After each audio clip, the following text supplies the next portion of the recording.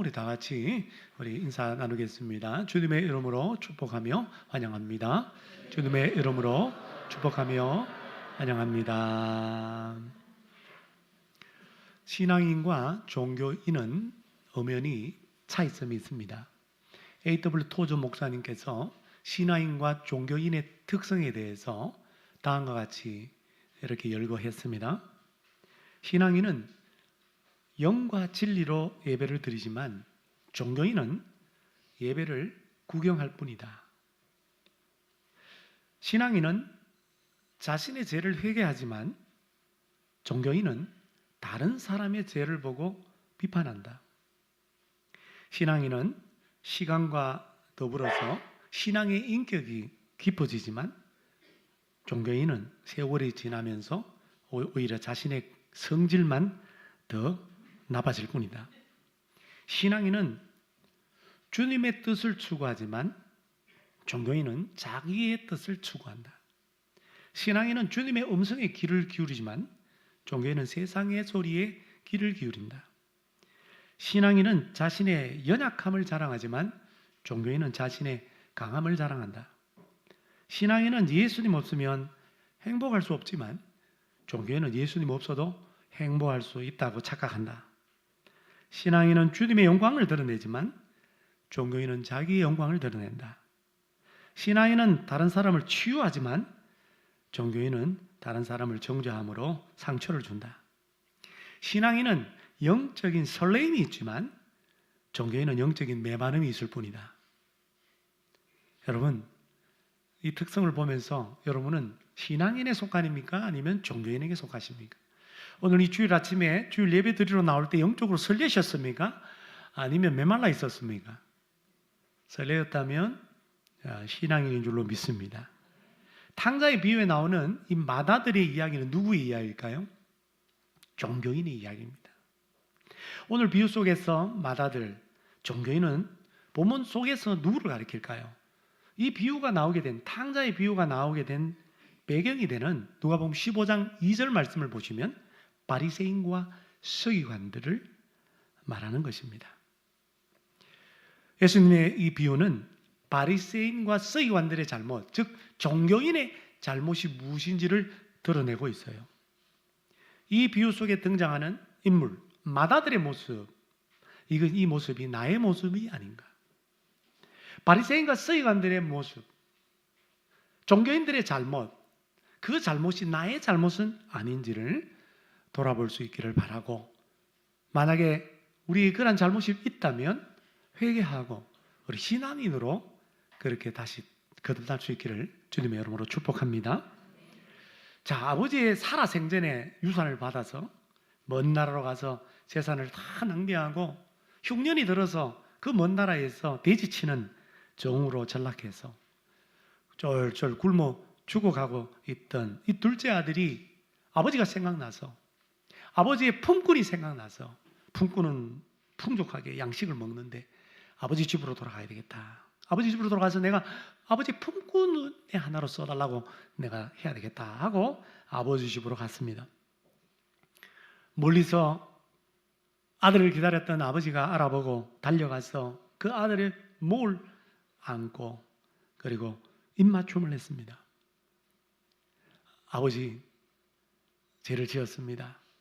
하나님께도 죄를 지었습니다. 이렇게 죄를 고백하고 아버지의 아들이라고 나는 도저히 일컬음을 받지 감당하지 못하겠습니다. 이렇게 말하고 있는 이 아들에게 아버지는 종을 불러다가 가장 좋은 옷을 내어다가 입혀라. 손에 가락지를 끼워라. 발에 신발을 신겨라. 그렇게 말씀하면서 이제는 종이 아니라 아들의 신분으로 그렇게 회복을 시켜줍니다. 여러분, 원래 아들입니다. 그러나 아들 입장에서 도저히 나는 아들이라고 말할 수 없다라는 거예요. 그걸 알고 아버지는 아들에게 이런 대우를 해주면서 아들이라고 그렇게 생각할 것을 그렇게 보여주고 있는 것입니다. 그리고 아버지는 종에게 다시 명합니다. 살진 송아지를 끌어다가 잡아먹고 즐기자. 즉 파티를 하자라는 거죠. 축제를 하자라는 거예요. 잔치를 하자라는 거예요. 여러분, 이 살진 송아지는요, 그러니까 정관사 더가 붙어 있어요. 무슨 말이냐면 그 살진 송아지, 그 살진 송아지는요, 평소에 잔치를 하기 위해서 준비해 두었던 송아지입니다. 아버지가 아들 돌아오면 하려고 준비했던 살찐 송아지인지, 아니면 어떤 친척이 왔을 때 잔치를 벌리려고 경사스러운 일이 있을 때 하려고 했던 그런 살찐 송아지인지는 모르지만, 아무튼 그 준비해 놓던 살찐 송아지를 잡아다가 잔치를 배설했습니다. 근데 문제는 맏아들에게 있었습니다. 여러분, 맏아들의 잘못이 뭘까요? 종교인의 잘못이 뭘까요? 오늘 본문 속에 바리새인과 서기관들의 잘못이 뭘까요? 첫째로 종교적인 노예 근성으로 하나님을 섬긴 것입니다. 맏아들이 밭에서 열심히 일하고 집으로 돌아왔어요. 집으로 돌아오는데 집에서 막 풍악 소리가 나고, 이게 풍악 소리가 이게 바로 쉼포니입니다. 춤추는 소리, 이거는 뭐냐면 코러스예요. 여기서 온 거예요. 우리 헬라어에서 심포니, 코러스라는 단어가 여기서 온 겁니다. 그 소리를 듣게 된 거예요. 그 종을 불러다가 무슨 일이 난지 모르니까 종을 불러다가 종에게 묻습니다. 무슨 일이냐? 그러니까 종이 대답하기를 27절 말씀에 보니까 당신의 동생이 돌아왔음에 당신의 아버지가 건강한 그를 다시 맞아들이기 때문으로 인하여 살찐 송아지를 잡았습니다. 그 사실을 보고한 거예요. 아버지가 돌아온 아들, 둘째 아들 살아 돌아온 거, 건강하게 돌아온 거 너무 기뻤어. 그 기쁨을 동네 사람들과 함께 나누려고 살찐 송아지를 잡았습니다. 그 말을 들은 맏아들이 오늘 성경에 보니까 노하여, 분노했다는 거예요. 맏아들이 화를 냈다는 거예요. 그러면서 집에 들어가려고 하지를 않는 겁니다. 결례가 되는 일을 아버지가 행해요. 잔치집의 주인은요, 잔치집 안에 머물러 있어야 됩니다. 근데 맏아들이 잔치집 안으로 들어오지 않고 얼굴에 보니까 화가 나 있는 걸 보고 아버지가 결례를 보면서까지 나와서 권해요. 여기 보니까 28절 하반절에 권한대라는 단어가 있는데 영어 성경에는 간청한다. 원어 헬라어로 보면 달랜다, 타이른다 이런 뜻이에요. 뭐라고 타일러 쓸까요? 정황상, 이 본문의 정황상 아마도 아버지가 얘야 나와 함께 잔치집에 들어가자, 아마 이렇게 권했을 것입니다. 그러자 맏아들이 아버지에게 뭐라고 대답합니까? 예, 알겠습니다 아버지, 뭐 이렇게 대답해도 같이 들어가면 얼마나 좋아요. 근데 29절에 보니까 내가 여러 해 동안 아버지를 섬겼습니다. 아버지의 명령 내가 하나도 어긴 것이 없습니다. 여기 이 섬겨라고 하는 헬라어는 둘루오라고 하는데, 이 둘루오라는 단어에서 명사형 둘로스가 왔습니다. 여러분, 그 섬을 다니면서 이렇게 의로 선교하는 배의 이름이 둘로스선입니다. 이 둘로스라는 단어는 노예라는 뜻이에요. 둘루오라고 하는 이 섬겨라고 하는 이 단어는 노예로 섬긴다라고 하는 뜻입니다. 그러니까 지금 이 맏아들의 말은 내가 여러 해 동안 아버지를 무엇처럼 섬겼다고요? 노예처럼, 종처럼 섬겼습니다.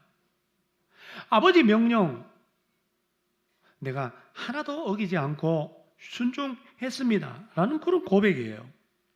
그러므로 맏아들은 아버지를 섬겼다고 했지만 아들로서가 아니라 종으로 섬기고 노예로 섬겼어요. 그러면 아버지가 아니라 뭐가 되는 거예요? 자기가 종이고 노예면 아버지는 뭐예요? 그렇죠, 주인이 되는 거예요. 고용주가 되는 것입니다. 맏아들은 아버지를 위해서 감사하는 마음으로 아버지를 섬긴 게 아니에요. 아버지를 사랑하는 마음으로 섬긴 게 아니에요. 의무감으로 어떤 보상과 어떤 복을 기대하면서, 그러면서 아버지를 고용주라고 생각하고 그렇게 섬기고 아버지의 명령에 순종했다라는 것입니다. 다시 말하면 아버지로부터 내가 원하는 것을 얻기 위해서 열심히 일하고 그리고 아버지께 순종했다라는 거예요. 오늘날로 말하면 복을 얻기 위해서 아버지를 섬겼다는 거예요. 복을 얻기 위해서 섬기고 봉사했다라는 겁니다. 여러분, 이것을 뭐라고 하냐면 기복주의라고 합니다. 다 따라하십니다. 기복주의. 모든 종교는 복을 구합니다. 그것을 기복이라고 그래요. 복을 구한다. 그래서 모든 종교는 다 기복 신앙이 있습니다. 근데 기복주의가 되면 이것은 신앙이 아니에요. 우상 숭배가 되는 것입니다.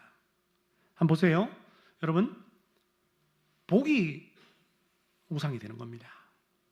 그 복을, 내가 원하는 복을 얻기 위해서 내가 하나님을 섬긴다고 하면 그 하나님을 이용하는 것이죠. 하나님이 복 위에 있는 것이 아니라 복이 하나님 위에 있어요. 그렇기 때문에 기복주의는 이것은 우상 숭배가 되는 것입니다. 여러분, 오늘 이 마다들이 종교적인 노예근성을 가지고 아버지를 아버지라고 생각하지 않고 주인으로 생각하고 어떤 보상과 어떤 대가와 어떤 복을 그렇게 바라면서 일을 하니까 기쁨이 있겠어요? 감사함이 있겠어요? 마음의 평안함이 있겠어요? 자유함이 있겠습니까? 속박밖에 없는 거예요. 의무감으로 보상바라고 아버지를 위해 열심히 일한 이 마다들, 보상을 바라고 일한 만큼의 어떤 보상을 받지 못할 때 그때는 아버지를 향해서, 주인을 향해서 불평을 하고 원망을 하고 그렇게 일을 가지 않겠습니까? 29절 30절에 보니까 내가 여러 해 아버지를 섬겨 명령을 어김이 없거늘 내게는 염소 새끼라도 주어서 나와 내 벗으로 잔치 한번 한 적이 없는데, 어떻게 아버지의 살림을, 이 살림이라는 건 생명이라는 의미가 있습니다. 아버지의 생명과 같은 그 살림을 창녀들과 함께 삼켜버린 이 아들 돌아오매 이 아들을 위하여 살찐 송아지를 잡으셨나이다. 탕자인 동생에게 살찐 송아지 주고 아버지를 위해서 열심히 일하고 집을 떠나지 않고 아버지 명령 순종했던 나에게는 염소 새끼 한 마리도 안 주는 아버지, 그 아버지를 지금 불평하고 있는 것이죠. 일본의 성경학자 마츠요라고 하는 분이 탕자의 비유에 바로 이 반응, 29절 30절에 이 반응, 나한테는 염소 새끼 한 마리도 안 주면서 가사를 탕진하고 돌아온 저 탕자 같은 그 아들에게 살찐 송아지를 잡아주다니, 이렇게 불평했던 이 아들의, 큰아들의 이 반응에 대해서 이렇게 재밌는 해석을 했어요. 이 해석을 보니까 일리가 있어요.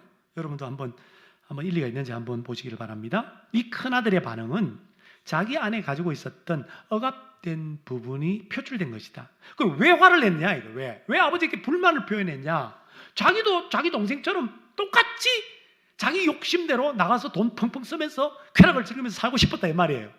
근데 나는 꼭 그걸 누르고 아버지에게 보상을 기대하고 칭찬을 기대하고 아버지 집에 머물러서 밤이나 낮이나 뼈 빠지게 일을 했는데, 아버지의 말씀에 순종했는데 이게 뭐냐, 이게 뭐냐. 이런 심리학적, 상담학적 그런 해석이죠. 일리가 있다고 생각합니다. 우리도 만약에 나보다도 신앙생활에 덜 열심인 사람을 보고 또 나보다 덜 하나님을 위해서 봉사하는 사람을 보고, 아니 아예 하나님을 위해서 교회를 위해서 뭔가 하는 게 아무것도 없는 그런 사람을 보고, 야, 저 사람이 갑자기 하나님으로부터 복을 받고 기도 응답에 복을 받고 잘 되고 이런 거 보면은 하나님께 우리가 화를 내는 거예요. 아니 나는 기도도 많이 했고 저 사람보다 헌금도 많이 하고 저 사람보다 봉사도 열심히 하고 난 말씀대로 살려고 몸부림치는데 저렇게 쥐멋대로 살아가는 저 사람한테 왜 하나님 저렇게 잘 얘기하십니까? 하나님께 막 우리도 화를 내는 거예요. 나한테는 왜 복을 안 주냐 이게. 저 사람한테 살찐 송아지 주면서 나는 이렇게 하나님 앞에 잘하는데 염소 새끼 한 마리도 안 주냐 이게. 국물도 없다, 국물도 없어. 이렇게 내 마음속에 분노가 끌어오는 것, 이게 바로 마다들과 같은 잘못이에요. 사랑하는 여러분, 우리는 종이 아닙니다. 물론 그리스도에게 속한 종이지만 그러나 우리는 종이 아니에요. 노예가 아니에요. 의무감으로 어떤 보상이나 복을, 대가를 바라고 하나님 아버지를 섬기는 자가 아니라는 거예요. 종이 아니라는 말은. 대가를 바라고 하는 명령에 순종하는 자도 아니에요. 우리는 하나님 아버지의 아들인 줄로 믿습니다.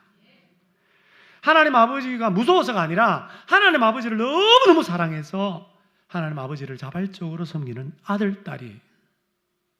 하나님 아버지의 십자가의 그 구원의 은혜에 감사하고 감격해서 하나님 아버지의 명령, 말씀 따라 그렇게 살려고 몸부림치고 순종하는 아들, 딸이에요. 오늘 맏아들 종교인의 잘못이 뭐라고요? 노예근성으로 하나님을 섬긴 것입니다. 두 번째 종교인의 잘못은 자기 의에 빠져서 하나님의 사랑이 없는 거예요. 여러분, 이 자기 의라는 말, 이런 말 많이 들어보셨죠? 우리 성경 속에서는 바리새인과 서기관들이 자기 의에 빠졌는데요. 이 자기 의에 빠졌다는 건 뭐냐면 자기가 의인인 척한다 이 말입니다. 실제로는 죄인인데도 하나님 보실 때는, 그러나 자기는 종교적인 행위를 하기 때문에 저 사람보다는 낫다, 의롭다라고 생각하는 거예요. 이게 자기 의예요. 왜 맏아들이 돌아온 탕자인 동생에게 잔치를 배설한 아버지에 대해서 그렇게 불만을 표출할까요? 자기 의 때문이에요. 자기 의 때문에. 나는 동생보다 낫지 않냐 이 말이에요. 내 동생은 밖에 나가서 죄를 지은 인간이야. 율법에 따르면 죽어야 돼. 돌 맞아 죽어야 된단 말이에요. 나는 저런 죄를 짓지 않았어. 그래서 죄 지은 동생을 보고 경멸한 눈빛으로 이렇게 말을 해요. 30절 보세요. 30절. 아버지의 살림을 창녀들과 함께 삼켜버린 아들. 창녀들과 삼켰는지 안 삼켰는지 어떻게 알아요? 에? 아버지의 그 생명과 같은 그 재산을 갖다가 가지고 가서 다 낭비한 이 아들. 아니, 이 아들이래. 자기 동생이잖아. 자기 동생인데도 형이 말하기를 동생이라고 말하지 않고 이 아들이라고 얘기해요. 영어 성경에 보면 당신의 아들이라고 그랬어요. 당신의 아들. 아버지도 당신이라고 불러. 당신의 아들.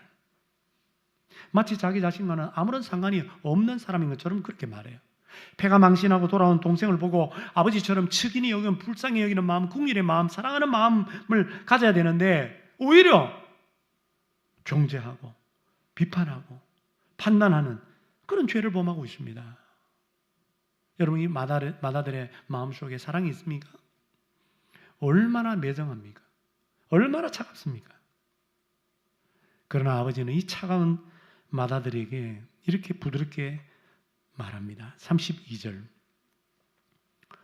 이 너의 동생은 죽었다가 살아났으며 내가 잃었다가 얻었기로 우리가 즐거워하고 기뻐하는 것이 마땅하다. 30절에서 이 아들이라고 동생을 가리켜서 말했던 맏아들에게 아버지는 교정을 시켜줘요. 너의 동생, 네 동생 일깨워줍니다. 그리고 앞서 탕자가 돌아왔을 때 아버지가 종들에게 명령했던 말과 비슷한 말을 해요. 23절, 24절 보시면 살찐 송아지를 끌어다가 잡아라. 우리가 먹고 즐기자. 바로 요거예요. 24절. 이 내 아들은 어떻게 해요? 죽었다가 다시 살아났고 내가 잃었다가 다시 얻었노라. 32절에 똑같이 얘기하고 있죠. 네. 아버지 입장에서 집 나간 아들, 그 아들이 집으로 단지 돌아온 것, 그것만이 아니에요. 아버지 입장에서는 잃었던 아들을 어떻게 해요? 찾은 거라고 그래요. 그리고 죽었던 아들이 다시 살아 돌아온 것이라고 아버지는 그렇게 생각하는 거예요. 그러니까 아버지가 얼마나 기쁘겠어요. 얼마나 기쁘겠어요. 아니, 돈 다 허비한 거 거기에 전혀 관심이 없어요. 아버지는 그냥 아들이 살아 돌아온 것, 다시 찾은 것, 그것으로 인해서 아버지는 기쁜 겁니다. 그 기쁨을 많은 사람들과 동네 사람들과 가족들과 나누려고 잔치를 열었던 거예요. 그래서 24절 하반절에 보니까 그들이, 아버지가 종들이죠. 종들이 명령을 받았으니까 아버지와 종들이 즐거워하더라. 이 즐거워하다는 동사는요, 지속적으로 즐거워한다라는 뜻이에요. 그렇습니다. 아버지는 탕자가 돌아올 때요, 여러분 즐거워합니다. 기뻐합니다. 마찬가지로 우리 하나님 아버지도 잃어버린 영혼이 다시 아버지 품으로 돌아올 때 여러분 기뻐하고 즐거워하는 줄로 믿습니다. 그래서 이런 찬양이 있잖아요. 잃어버린 영혼 예수 이름 그 이름 듣고 돌아오네. 예수님이 기뻐 노래하시리. 잃어버린 영혼 돌아올 때 예수님 기뻐 춤추시리. 잃어버린 영혼 돌아올 때. 그러므로 하나님 아버지의 마음은 뭘까요? 아버지를 떠난 탕자가 아버지께로 돌아오기를 바라는 마음이에요. 회개하기를 바라는 마음이에요. 그리고 돌아온 그 탕자를 기뻐하는 아버지와 함께 기뻐하는 것. 그것이 아버지의 마음이고 아버지의 소원이에요. 근데 오늘 마다들은 이 아버지의 마음을 전혀 몰라요. 그래서 돌아온 탕자를 기뻐하는 아버지와 함께 즐거워하거나 기뻐하는 것이 마땅함에도 불구하고 그 마땅한 행동을 취하지 아니하고 오히려 아버지가 돌아온 탕자를 위해서 잔치를 배설해 주는 걸 보고 어떻게 해요? 열받았어. 막 분노하고 막 불평하고 원망하는 거예요. 아버지가 탕자에게 보인 그 측은히 여기는 그 마음을 보고 오히려 화를 내는 거예요. 아버지가 탕자에게 보인, 자기 동생에게 보인 그 사랑을 보고 막 저항을 하는 거예요. 여러분, 왜 그렇죠? 마다들 안에 있는 자기 의 때문입니다. 자기 의에 빠졌는지 안 빠졌는지 테스트하는 방법이 있어요. 여러분, 신앙생활 오래 하시는 분은요, 종교생활이 될 수가 있어요. 다시 말하면 자기 의에 빠질 수가 있어요. 나도 모르게. 여러분, 테스트하는 방법 가르쳐 드릴게요. 한번 점검해 보세요. 자, 얼마 전에 우리 다니엘 기도회 끝났습니다. 21일 동안 다니엘 출석해서 그 출석 객언상 받으신 분들이 있어요. 예를 들어서. 그리고 이분이 또 다음 주 수요일부터 수요일부터 시작되는 새벽 기도에 또 열심으로 참여해서 또 기도해요. 수요 기도에도 나와서 열심히 또 참여해서 기도합니다. 가정에서도 기도하고 직장에서도 기도해요. 기도에 열심인 분인데 이분이 와 주위를 살펴보니까 다니엘 기도에 한 번도 안 나온 인간, 수요에 왜 가까이 살면서도 안 나오는 인간, 새벽 기도는 또 왜 안 하는 거야? 그 인간을 보고 무시하는 마음, 판단하는 마음, 비난하는 마음 생긴다고 한다면 그의 열심인 그 기도 생활 때문에 자기 의에 빠진 거예요. 내가 헌금을 많이 해. 많은 종류의 헌금을 다 해요. 그런 헌금을 하기 때문에 헌금하지 않는 사람들을 보고 나보다 넉넉한데 헌금을 덜 하는 사람을 보고 멸시합니다. 판단합니다. 중재합니다. 자기 의에 빠진 거예요. 나는 그래도 교회를 위해서 열심히 봉사를 해요. 근데 봉사하지 않고 뭐 주방봉사, 뭐 청소 한 번도 봉사도 하지 않고 그냥 식당에 와서 밥 먹는 그 인간을 보고 밥이 넘어가냐? 넘어가? 속으로 이렇게 판단하고 있다고 한다면 자기 의에 빠진 거예요. 참 우리가 조심해야 되는데 나도 모르게, 목회자도 마찬가지, 모르게 성도들 보고 판단하고 비판하고 정죄할 때가 많이 있습니다. 이게 종교인이 되는 거예요. 오늘 비유 속에 나오는 마다들이 바로 자기 의에 빠진 사람이에요. 이 본문의 배경이 되는 바리새인과 서기관들이 예수님이 세리와 죄인들과 함께 밥 먹는 걸 보고 참 대단하다 이렇게 생각하는 것이 아니라, 아니 죄인들하고 왜 교제를 해? 저 더러운 인간들하고 왜 교제를 해? 밥이 넘어가? 이렇게 예수님을 판단했던 그들이 바로 오늘 이 비유 속에 나오는 마다들이고 종교인이라는 겁니다. 오늘 마다들 종교인의 잘못은 뭡니까? 자기 의에 빠져서 동일한 죄인들을 향한, 주님 앞에 돌아온 영혼들을 향한 하나님의 사랑이 없다는 거예요. 하나님의 관용이 없다는 거예요. 품어주는 사랑이 없다는 거예요. 마지막 세 번째 종교인의 잘못은요, 하나님과 교제하지 않는 거예요. 여러분, 오늘 본 비유의 마다들을 가리켜서 탕자라 그래요. 여러분, 집 나가서 돈 펑펑 쓰고 지 멋대로 살다가 망해가지고 쫄딱 망해가 돌아온 아들도 탕자지만 이 마다들도 탕자예요. 어떤 탕자? 집안에 있는 탕자예요. 무슨 말이냐면 그가 아버지 집에 있었지만 마다들은 아버지를 주인으로 생각하고 아버지와 거리를 두고 살았어요. 그러니까 아버지에게 보상을 기대하고 의무감으로 아버지를 섬기니까 아버지가 친밀감이 없어요. 월급 주는 사장으로 생각하는 거야, 쉽게 말하면 아버지를. 그러니까 무슨 아버지와 교제가 되겠어요? 교제하지 않았어요. 집 나갔던 동생처럼 아버지를 떠나서 산 건 똑같아요.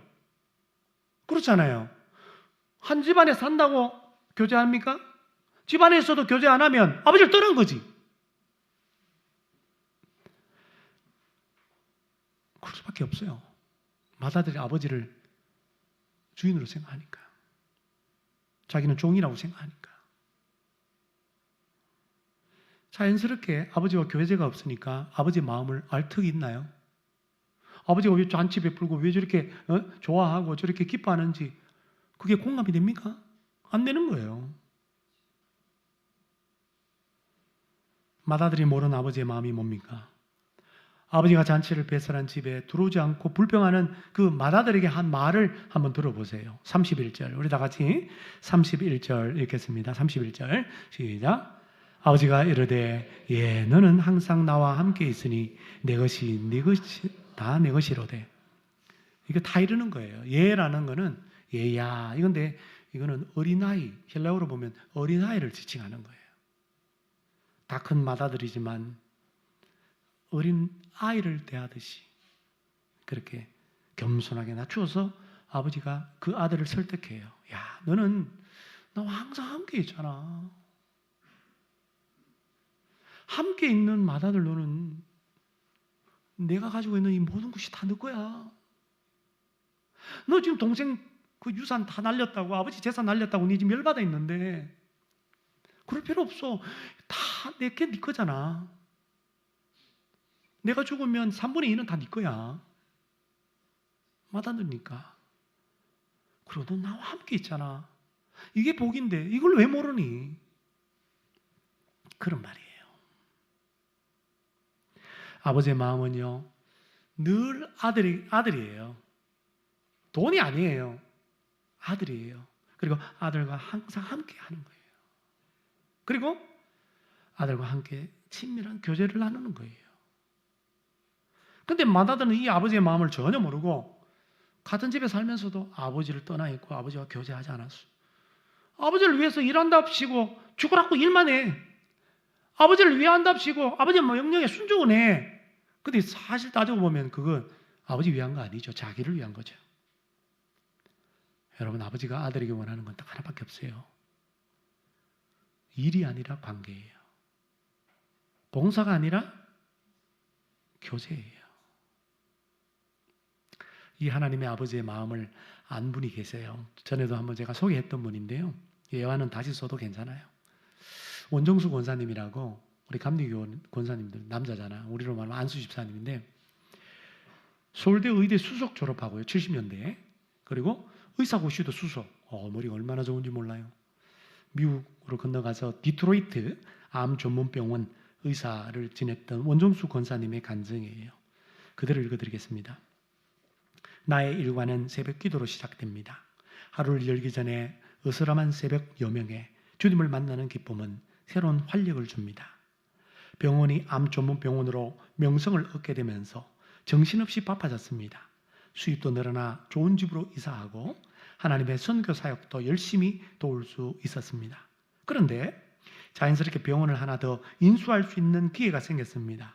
무리를 하지 않고도 이 병원을 인수하면 연간 수입이 약 30만 달러 정도 늘어날 수 있었습니다. 이 돈이라면 자선 사업도 마음대로 할 수 있고 선교 사업도 지금보다 더 많이 할 수 있으니까 좋은 기회라고 생각했습니다. 그러나 가만히 생각해 보니까 지금보다 더 바빠지게 되기 때문에 새벽 기도에 나올 수는 없을 것 같았습니다. 이 문제를 놓고 하나님 앞에서 기도하는 중에 기도 응답을 받았습니다. 하나님은 내가 많은 돈을 벌어서 헌금 많이 하고 선교하고 자선사업 하는 것보다도 새벽 기도를 통해서 하나님 아버지를 만나는 것을, 교제하는 것을 더 원하신다. 과감하게 무리되지 않고 병원 하나 인수할 수 있지만 그 병원 인수를 포기했습니다. 그렇습니다, 여러분. 하나님이 원하는 게 뭘까요? 우리에게 원하는 거는요, 사업이 아니에요. 봉사가 아니에요. 하나님 우리에게 원하는 거는 교제입니다. 친밀한 관계입니다. 예수사랑 큰 자리를 통해서 저와 함께 새가족 사랑방 나눔을 모임을 가졌던 분들도 계시는데, 신앙생활을 시작할 때 가장 중요한 게 뭐냐면, 내가 교회를 위해서 나도 봉사해야지 이것보다는, 성경을 읽어야지 기도해야지 이것보다는 하나님 아버지의 마음을 아는 게 중요합니다. 그 하나님의 아버지의 마음을 품는 것이 가장 중요한 것입니다. 하나님의 아버지의 마음은 뭘까요? 자녀와 함께하는 거예요. 자녀와 교제하는 거예요. 그러므로 하나님과 함께하는 것이 여러분 나에게 복인 줄로 믿습니다. 하나님과 친밀한 교제를 나누는 것이 여러분 행복의 근원인 줄로 믿습니다. 하나님 예수 그리스도를 통해서, 중보자 예수 그리스도를 통해서 우리에게 이 복을 선물로 주셨어요. 그런데 종교인은 신앙생활을 한다고 하는데 이 복을 추구하기보다는 시간이 지나면 지날수록 종교적인 행위라든지 의식이라든지, 예를 들면 예배드리고 기도하고 헌금하고 봉사하는 것, 그것만을 추구해요. 그러니까 이런 것들을 통해서 만족을 얻으려고 그래요.